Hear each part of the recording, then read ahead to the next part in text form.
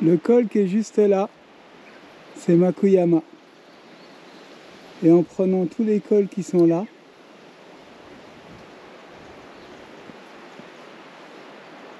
je vais faire le tour comme ça pour arriver juste là. Petite balade dans la forêt, c'est sympa. Il fait pas trop chaud aujourd'hui, c'est bien. À peu près 17-18 degrés. C'est nuageux, mais il y a quand même un petit peu d'éclaircie. Sympatoche. On y va.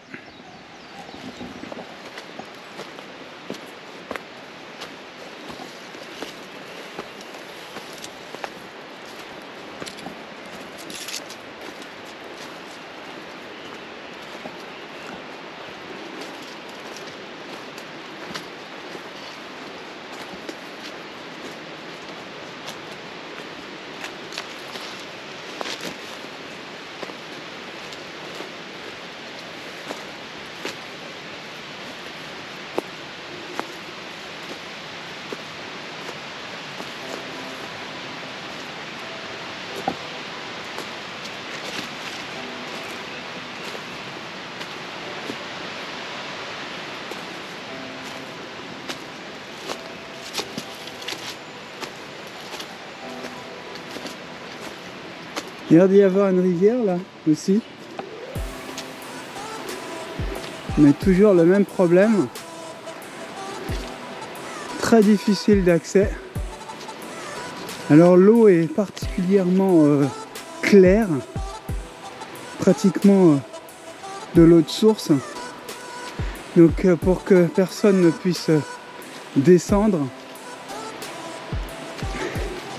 il y a bien sûr des protections naturelles, mais surtout on voit bien que il y a eu la main de l'homme qui a un petit peu joué pour garantir la protection de cette rivière. On est au Japon, les gens sont quand même assez écologiques, on va dire, mais comme partout, il y a des gens qui sont sales. Et ça, c'est pas acceptable.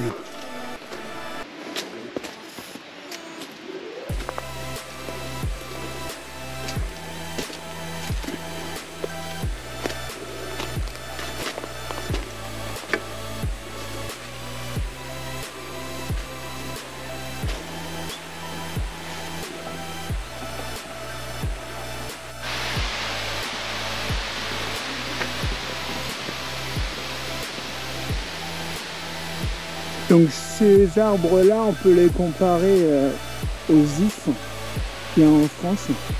Donc surtout ne pas consommer les épines, dans le sens où on ne peut pas faire d'infusion avec.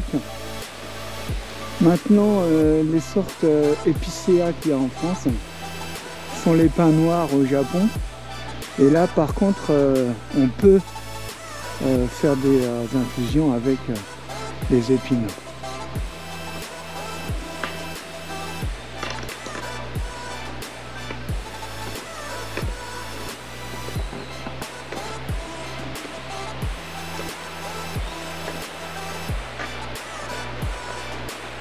Il y a une rivière juste en bas. J'aimerais bien descendre pour aller manger mon déjeuner. Je cherche comment y accéder.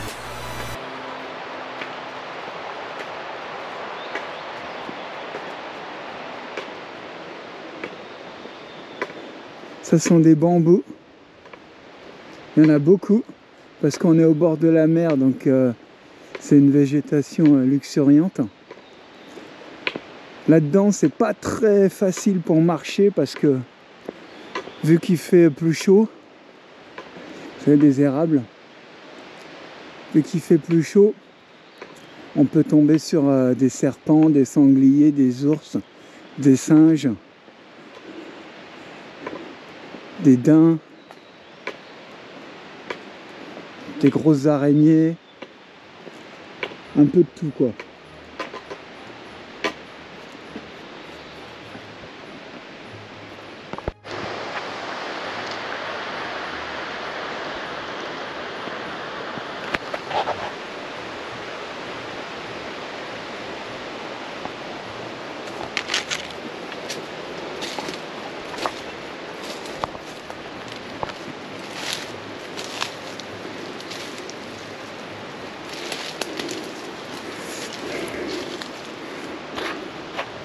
Ça c'est du bouis. Et ça c'est du kaya. Et là on voit bien que cette petite partie, ce sont des nouvelles épines. Et il va bientôt y avoir des petites mie là qu'on peut manger. Ça va bientôt être la saison. Et ça, on peut en faire de l'infusion et même griller les épines. Les épines sont comestibles.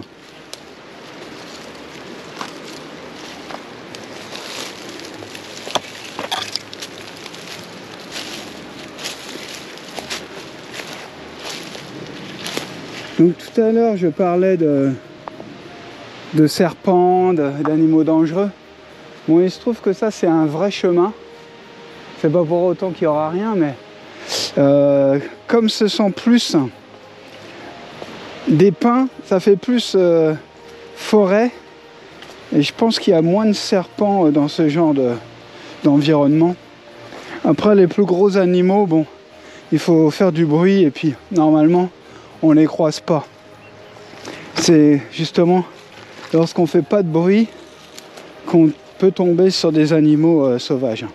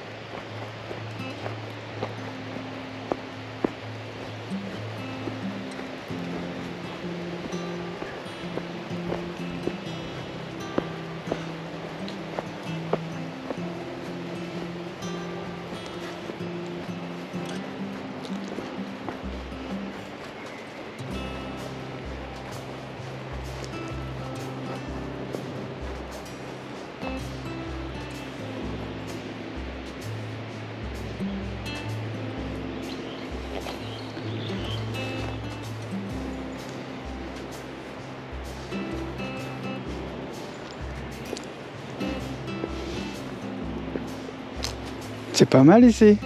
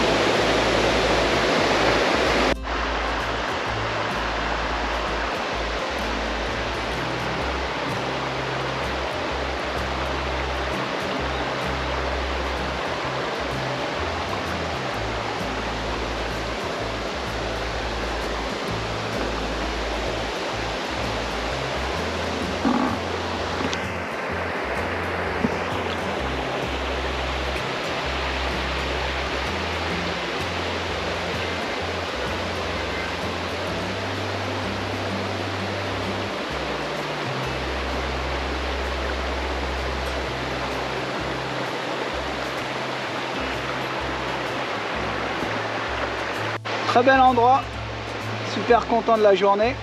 C'est l'heure du casse-dalle.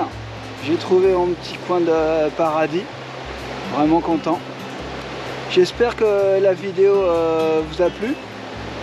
Pour ceux qui ne sont pas encore abonnés, faites-le. Mettez le pouce et ouvrez les notifications pour recevoir les prochaines vidéos. A plus, c'était Messi. Ciao.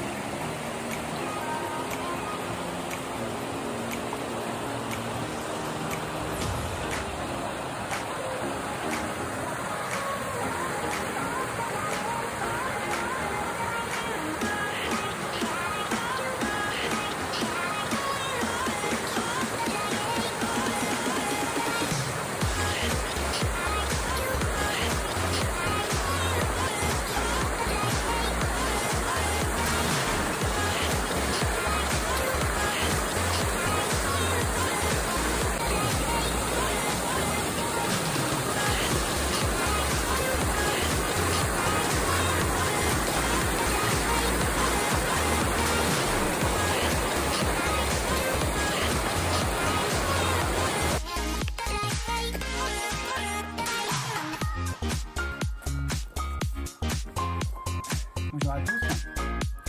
Donc comme prévu, je vais vous présenter les couteaux que j'utilise en bushcraft. On va commencer par celui-ci, le HRC54 de Duratec. Vous aurez toutes les spécificités qui s'afficheront sur l'écran. Donc celui-ci pour faire du bâtonnage, c'est parfait. La taille ici, c'est parfait. Et au niveau poids-prix, vous le verrez, c'est bien libéré. Alors en comparaison, on va avoir deux tableaux de kebab. Alors là, évidemment, c'est monstre. Je ne peux rien dire, vraiment, il est capable de tout faire. Par contre, il est beaucoup plus lourd et c'est pas le même prix non plus. Les principaux couteaux que j'utilise pour le bâtonnage, et vraiment les deux font l'affaire. Maintenant, tout dépend si vous allez partir à montagne, si vous allez marcher beaucoup, comme d'habitude.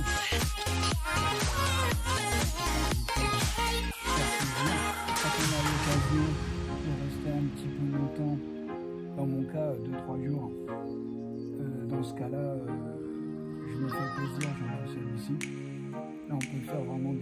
sérieuse. Coupe à la volée, bâtonnage. Super. Maintenant, si je partais un peu moins longtemps, mais que quand même je veuille faire un feu et que j'ai besoin de faire du bâtonnage, à ce moment-là, j'emmènerai le Duratec. Plus léger, très maniable aussi.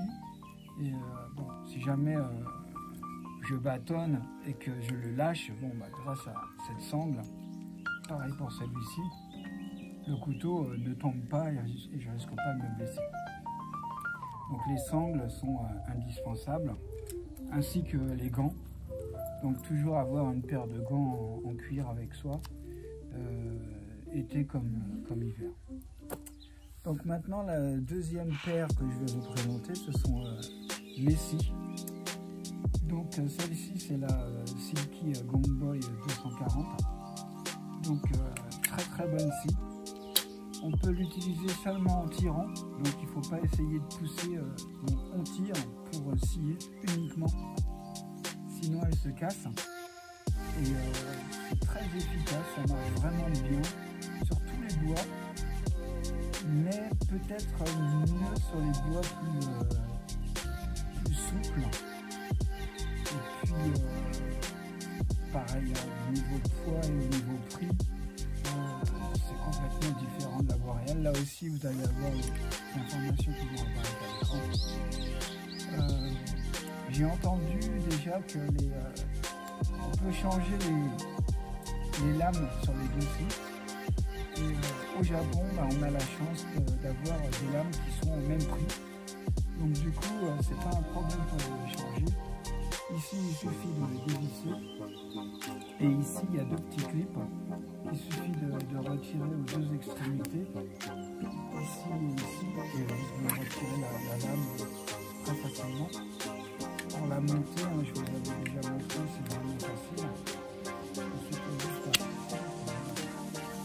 Au niveau taille, c'est la boréale, c'est celle-ci qui est plus grande. Au niveau poids, c'est celle-ci qui est plus légère et moins chère. Donc voilà, maintenant, celle-ci, ça va être bien pour les bois durs, parce que cette lame-là, elle est prévue pour toutes les coupes. Ils ont 3 sortes de lames chez Agawa. Donc là, j'ai pris celle qui était faite pour toutes les coupes. Et vraiment, c'est très efficace. C'est pour faire de gros abattages, de gros œuvres, on va dire.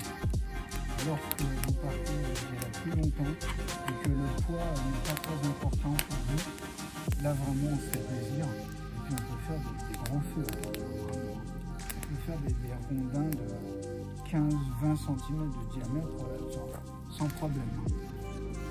Donc quand j'emmène ce petit feu à bois, réchaud à bois, évidemment des morceaux comme ça va être ce qui est le plus gros, parce qu'on ne peut pas mettre le gros là-dedans. Mais en termes d'efficacité pour faire à manger, chauffer de l'eau, c'est bien suffisant. Donc avec les deux légers, il n'y a aucun problème. On peut faire de la coupe, du bâtonnage comme ça facilement. Et puis évidemment, si on veut faire le vrai feu au sol, ou creuser un trou et faire un feu au sol, à ce moment-là, si on veut des vrais gros rondins, il faut mieux utiliser ces deux-là, quoi. Donc j'espère que vous aurez aimé la vidéo d'aujourd'hui et je vous dis à bientôt. Ciao.